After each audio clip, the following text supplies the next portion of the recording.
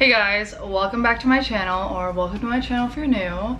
Today's video is going to be kind of a little sit down video, kind of a little chatty, so if you want to grab a snack or a tea or something, this one might be a long one, but it's been something that you guys have been wanting me to talk about ever since I kind of opened up on Instagram, and I think it's really important to share. It's kind of tough for me to sit down and talk about it. I haven't really figured out what I'm going to say exactly, so I'm sorry if I'm kind of all over the place. I don't even really share this part of my life with everybody in my personal life, never mind with the people on the internet. Also sorry if you hear little paws on the ground, it's my dog running around. Anyways, first things first, I want to put out a trigger warning for anyone that is struggling with an eating disorder or any kind of disordered thoughts. I'm by no means a therapist or an eating disorder specialist or anyone qualified to speak on this matter in terms of anything besides my own personal experience. I might be sharing some tips in terms of how I overcame my binge eating disorder and other disordered tendencies, but these are all, again, just my own personal experience, and if you are struggling with this, I really highly urge you guys to go seek professional help. That being said, let's, I guess, get into the video, because again, I feel like it's gonna be a long one. I think I've said this before in one of my like fitness journey videos, but I have always struggled with my weight since I was a kid. I wasn't necessarily obese or super overweight, but I always felt kind of chubby or big boned, as my mom would say. I'm pretty tall. I'm almost 6 feet tall. I'm 5'11". I've always been bigger than all my friends. I remember like going to Six Flags one day and sitting in the back seat with my two girlfriends and looking at their thighs and looking at my thighs, and I was like, holy shit, my thighs are the size of both of theirs combined. And so I've had those thoughts since I was a kid. You know, I like started dieting for the first time when I was 12. So I've always kind of had that mentality, but the first time I ever really lost weight was when I was a senior in high school, and I was 17, and it started out pretty healthy. I wasn't counting calories or anything. I wasn't doing anything out of the sort. I was just starting to go to the gym pretty consistently, and I was eating whatever I thought was healthy. So like I was eating any amount. There's no like restriction on amount. I was just only eating healthy foods. But as I moved on to college and I tried to continue on that lifestyle, I realized how restrictive I was being, but I was already so far into it that I couldn't really change, and it just became more and more restrictive, and because of that, it was so unsustainable that I only lived in my dorm for like the first year of college, so that was the only time that I was able to like keep that weight off that I had initially lost in high school. And then once I left college and I got into a relationship and I started like eating normal and not like meticulously going to the gym every single day, I pretty much just gained it all back.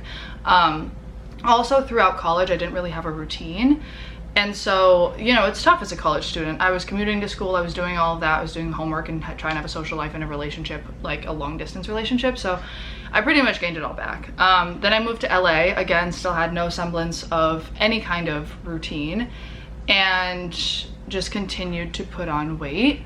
And I'm the kind of person that I have to have some sort of routine in order to stay in some sort of shape. Like I'm not genetically blessed in that sense where I'm able to just be fit without trying. And at first I kind of didn't really care when I was putting on the weight. I felt really confident. This whole like curvy figure trend, I suppose, was really in, so I felt good and I was fine, and I didn't really care that much. And then I got into modeling, and once I started doing that, I became hyper aware of what I looked like.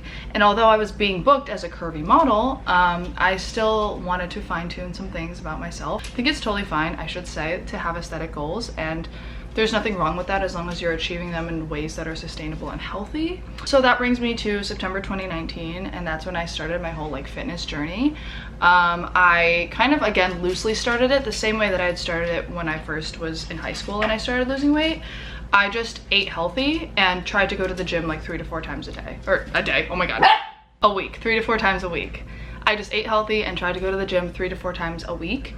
And that was enough to lose about 10 pounds. Just having a routine, just being a little bit more fitness or health or wellness focused, like thinking about losing weight initially, like helped me lose weight. I was really excited, really proud of how far I'd already come. People were starting to notice, and I was feeling better about myself. And when I would go on shoots, I would start to be like really excited with how I looked. And again, people were complimenting me on it. And that's where it kind of fuels this whole mentality of like more. And so I was always looking at myself at this point and being like, you know, I'm great now, but I can be even better. And at this point still, it was still pretty healthy. I wasn't doing anything too crazy. I got a personal trainer that I saw a couple times a week. She was super motivating, and I was starting to lift weights and I was starting to build muscle.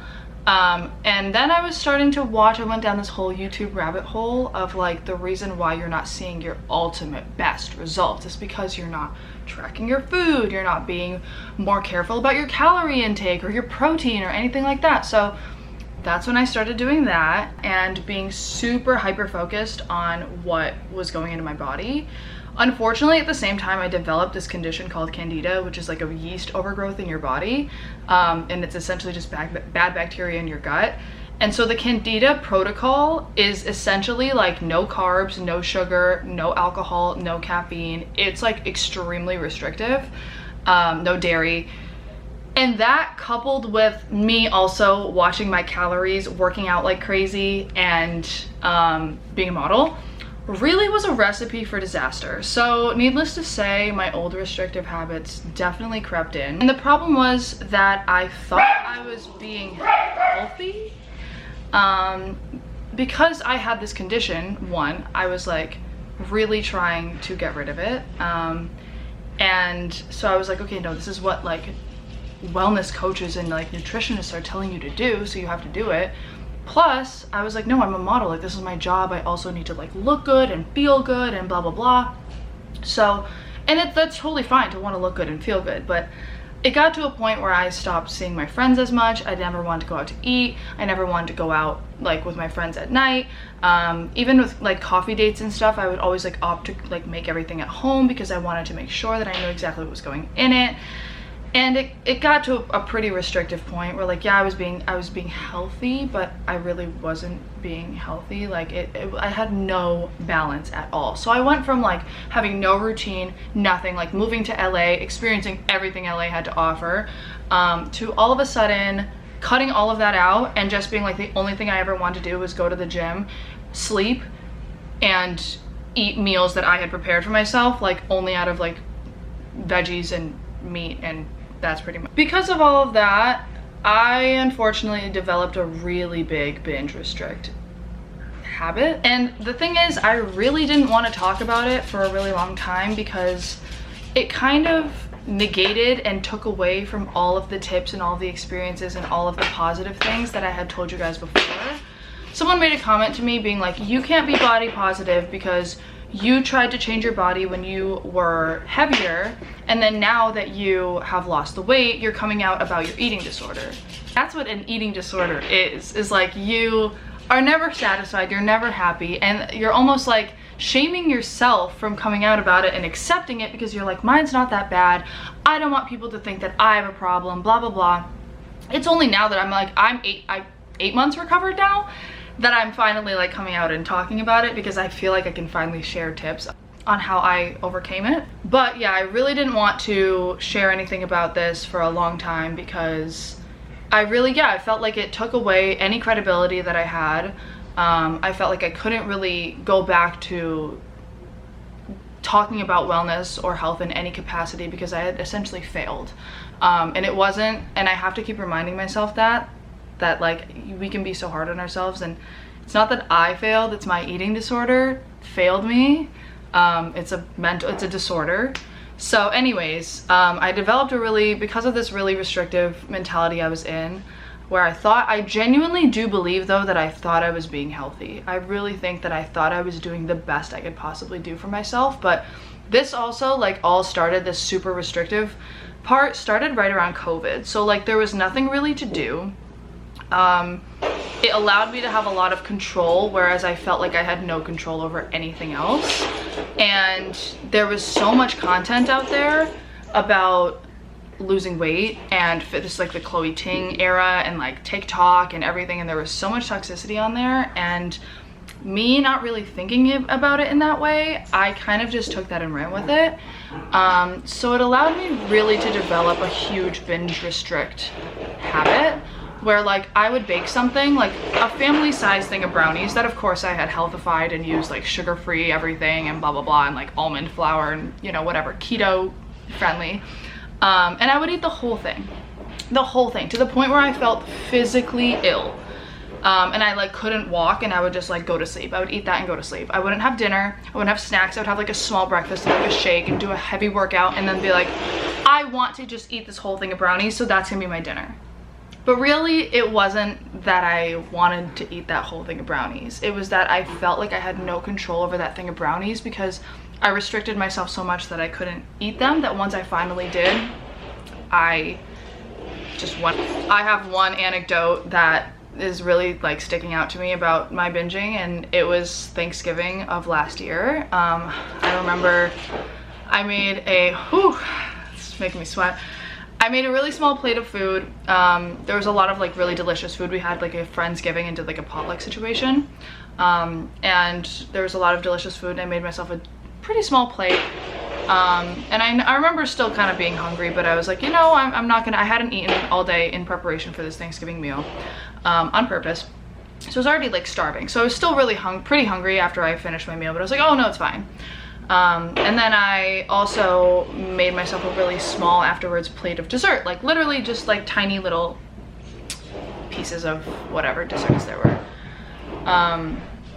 And I was convincing myself that that was enough for me. My dog is literally freaking the frick out there. Panny! He has this bone that he's like playing hockey with all over the wood floor. Like, dude. Anyways, I'm so sorry if you can hear that, but there's no way I can kind of shut him up. At least he's occupied. Anyways, I remember everybody went downstairs to watch a movie, and I went back upstairs to go to the bathroom because there's no bathroom downstairs. The bathroom is on the way to the kitchen, or the kitchen is on the way to the bathroom. You have to pass by the kitchen. And all of the desserts were still out.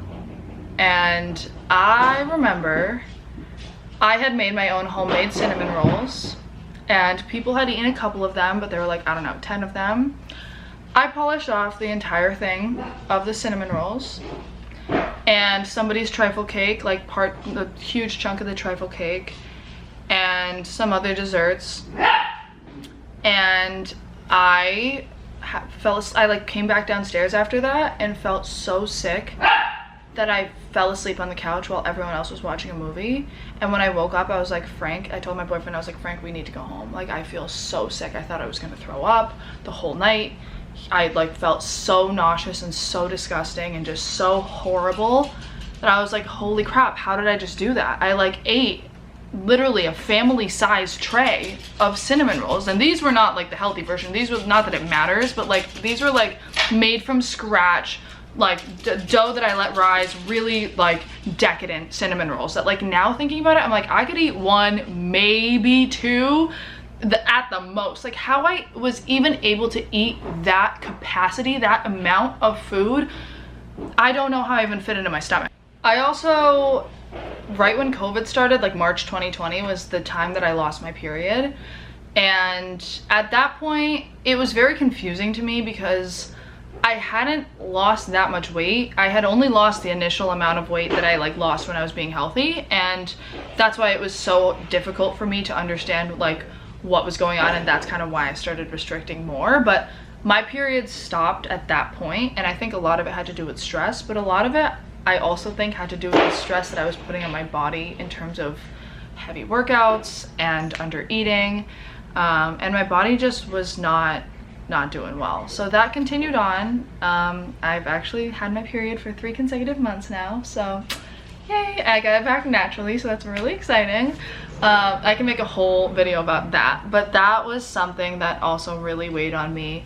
But again, I was so in this whole situation that I wasn't really able to like take myself out and be like, holy crap, there's like a bigger picture here that we need to address. Like, so now on to how I kind of changed and got out of this cycle and how I've recovered.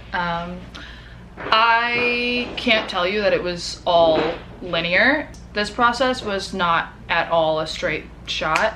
I would delete and re-download my MyFitnessPal approximately 1,000 times. I would constantly tell myself like, okay, in order to get your period back, in order to like heal your body, you need to stop exercising so much all the time and then not eating as much. Like I would tell myself everything I need to know. I'd watch all these videos about it and I still wouldn't do it. I was still doing super intense exercise, like HIIT workouts and heavy lifting and a lot of running, and like HIIT running, as opposed to now, like if I do run, I'll run like a couple times a week, and I do like more like distance running. I'm not like that fast, so for me it's nothing that's like super strenuous on my body. I always like feel energized afterwards, versus like these workouts I was doing, I was leaving the gym feeling dead, and the whole day I would be so tired and so ravenous, but I just couldn't stop myself right away. But it's so important during this time to give yourself grace, because it's not going to happen overnight. It's not going to take a week or even a month. It took me a pretty long time to finally, like five months, to finally like get my period back, like get really into like a decent place in my body where you kind of find your equilibrium. And this is where I can kind of share with you guys like what I did essentially. The first step was with food. The exercise thing I kind of held on to for a little bit, but the first step for me that really made a huge change was with food. I just let go. I really just let go. I let myself eat. First I started with healthy food. I let myself eat all of my like safe foods in whatever capacity and whatever quantity that I wanted, and I didn't restrict in that regard whatsoever. I just said, okay, like if I want to eat as much peanut butter, if I want to eat as many eggs, or I want to eat whatever, without having to like make one egg, whole egg and a bunch of egg whites, like I would just eat whatever healthy food that I wanted, as much as I wanted, whenever I wanted. And it was to the point where I was making like a huge yogurt bowl, a huge omelet, a huge shake. Like the extreme hunger I had was pretty gnarly. Like I was eating a lot. And then I moved on to other food, unhealthy food, non-safe food. And this was more challenging because I had very little experience with this kind of food after such a long time, that it was like the guilt and the overdoing it sometimes. It was really hard to figure that out and like figure out naturally my own hunger cues and like when I was satisfied. I had no clue like what it was to be like satisfied, you know? So that took a while, but it got to a point where like it became so effortless, and that's like what intuitive eating and like regular eating is like just eating when you're hungry and stopping when you're full, and not going either way, like forcing yourself to eat because it's time to eat, or because you plugged it into your MyFitnessPal, or like forcing yourself not to eat because you already went over your calories, or you feel like you've had enough and you should be satisfied. So yeah, at first I had some overshoot weight for sure. When I first started just like allowing myself to, alcohol, that was another thing I never ever drank. So like needless to say, when I first started drinking after like trying to recover, I definitely went ham. Same thing with the junk food and all of that. Like I really went overboard, and so again, like it caused me to have some overshoot weight.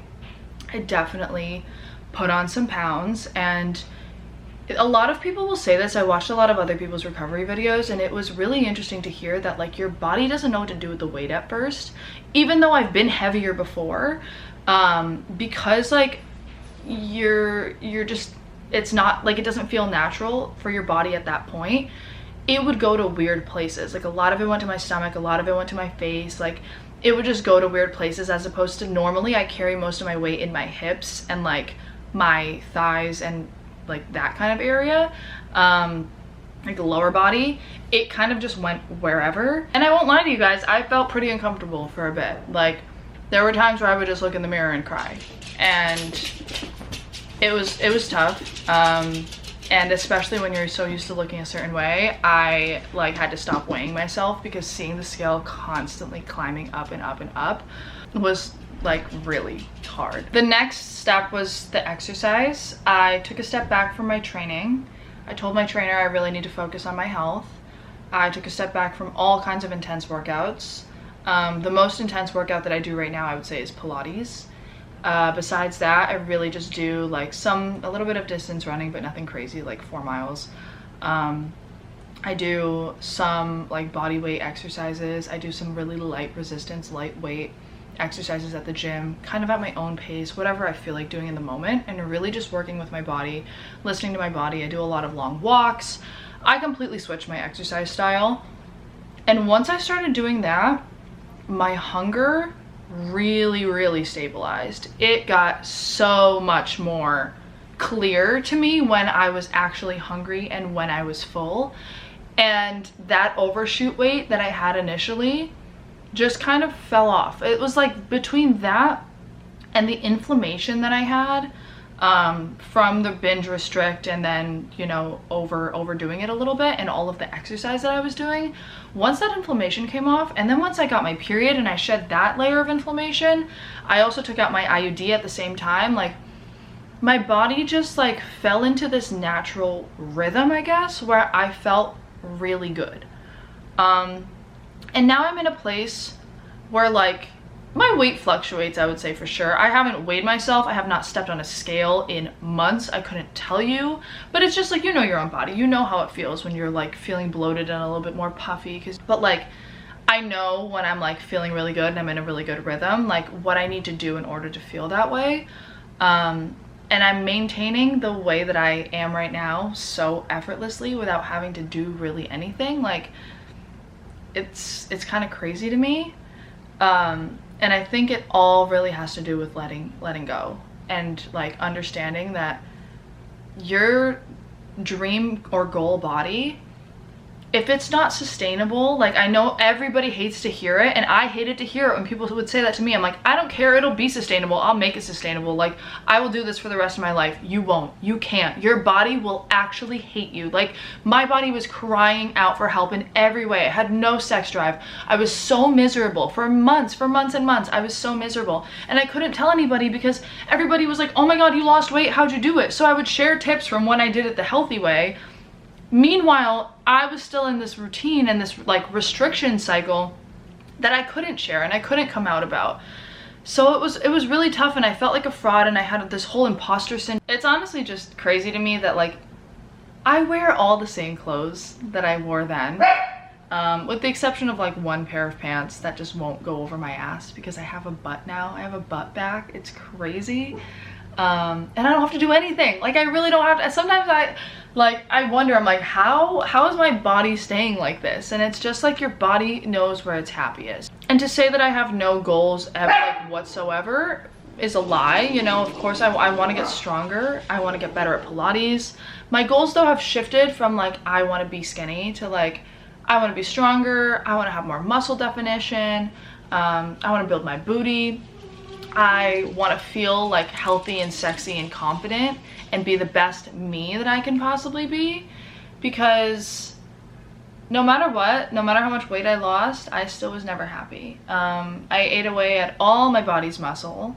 I was so weak, I was so miserable, and I had to do so much to maintain something that like I wasn't even happy with. And so it's crazy to me to even think back on that.